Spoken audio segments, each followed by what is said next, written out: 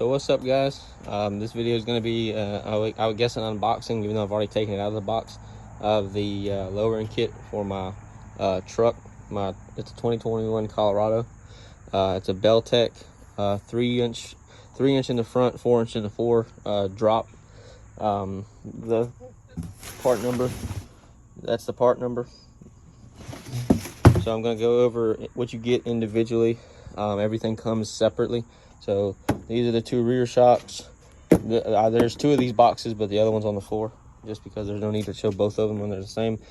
There's two of these, which are the front struts. You get like a hella amount of stickers. I've got 4 of them.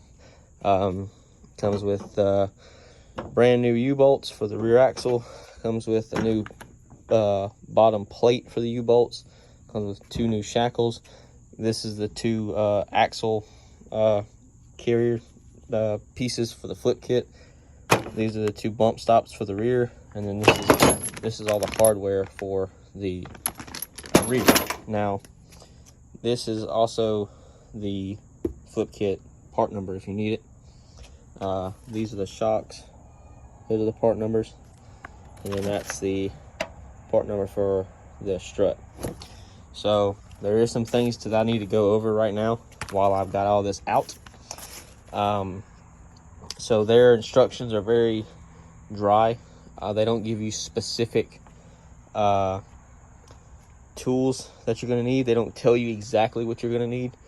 So like, for instance, on the front, on the struts, it tells you you're going to need a metric socket set up to a 27 millimeter. You're going to need a combination wrench set up to 27 millimeter, and you're going to need metric or a standard combination set up to 3/4. Same thing on the rear. There you go. You're going to need some C-clamps, and you are going to have to cut the bolts, the front bolts for the springs, for the leaf springs, on here, up here somewhere, on both sides, or at least on one side where the gas tank is. I thought that maybe somebody did that because that's a cheap way to do it, but reading through the instructions, it even says that you're going to have to. Let me see, and I can show you guys where it is. But I thought that it was, you know, just something that somebody else did because they wanted to get it done quickly and easily, but that's not the case. So, where is it? See, I read this stuff and now I can't find it, but yeah, but you're gonna have to cut that bolt off. You're gonna have to cut the head of it off because there's no other way for you to get it out, just because of how it's put in there. So, you know, there's not really much you can do about it. So no big deal. Like I've said, you are going to have to cut the exhaust. It even shows you where to cut it, what section to take off. So, you know, it is what it is, I guess. But yeah, I mean, this is all the part numbers for everything, for the rear, for the flip kit. So if you need any of that stuff, while I'm at work today, I am going to make sure that I get every nut and bolt.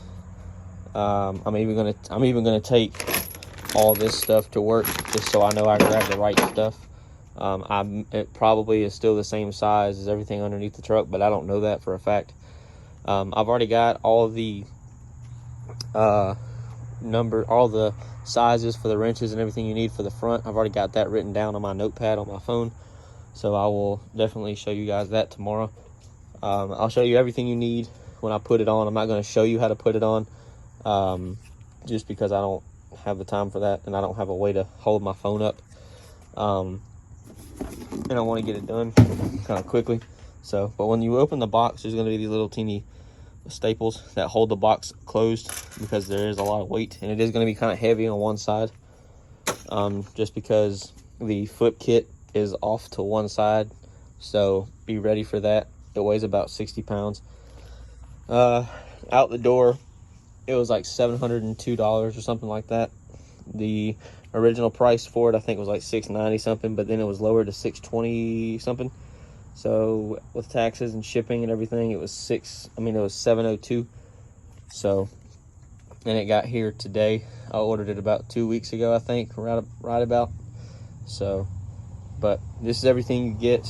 The strut has these collars, and of course there's a dumbass show off that acts like people want to look at him.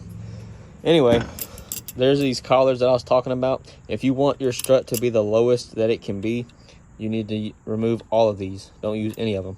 And you see that there's nothing on the strut whatsoever as far as the top or the bottom or anything where the spring is supposed to sit. That's because you reuse the factory pieces. So, and then the stuff you get with the struts is you get a bump stop, and then you get a new sway bar inlay that's shorter. So that's what you get in that. And then the shock, I'm not gonna show you what's in there because it's obvious what's in there. But so you have to use a spring compressor to disassemble. I can't speak. Disassemble the front struts. So if you don't want to use the what's it called? If you don't want to use a spring compressor and you're scared about using it, or you have your doubts and you don't want to get hurt, I'm sure if you take it to a shop, they have a spring compressor and they can do that for you. They can swap out the struts and all that. I'm going to do it myself because I've already used a spring compressor before, so I'm not really worried about it. I know how to use them, so there's no big deal. But yeah, so now it probably, see, there you go. So these are the rings. It tells you if you want OEM height, you'll have to use all of these rings. There's 6 of them on here, which even says if you want stock height, you use all 6.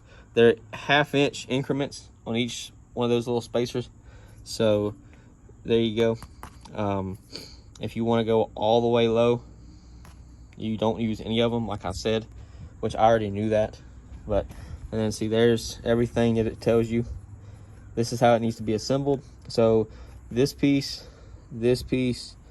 and the spring, that's what you're going to save off of the OEM strut.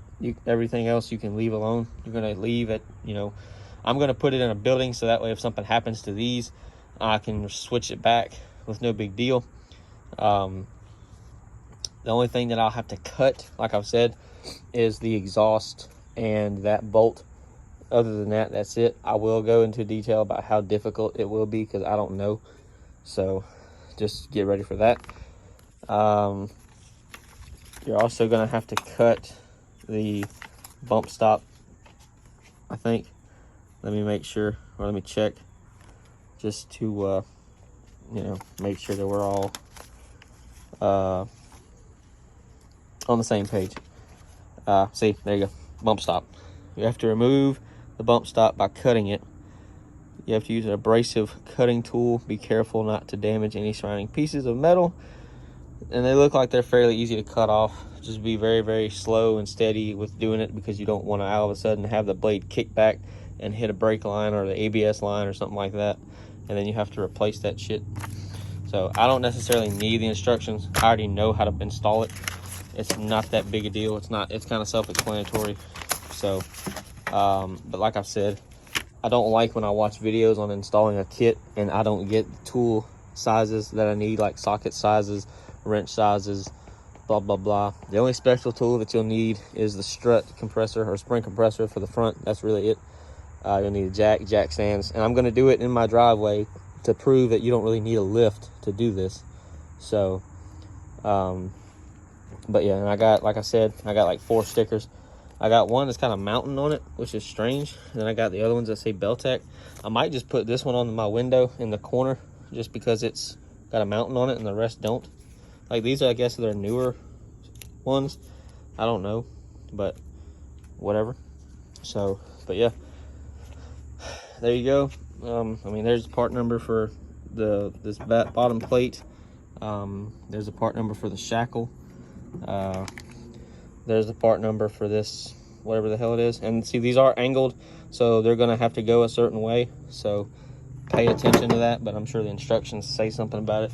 But Also, one thing that I did notice, which is kind of irritating, is on the springs, on the leaf spring, where is it? There's that nut right there. There's that bolt that goes through it.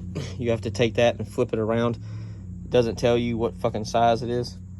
One side you can hold with some vice grips. It says use a C-clamp.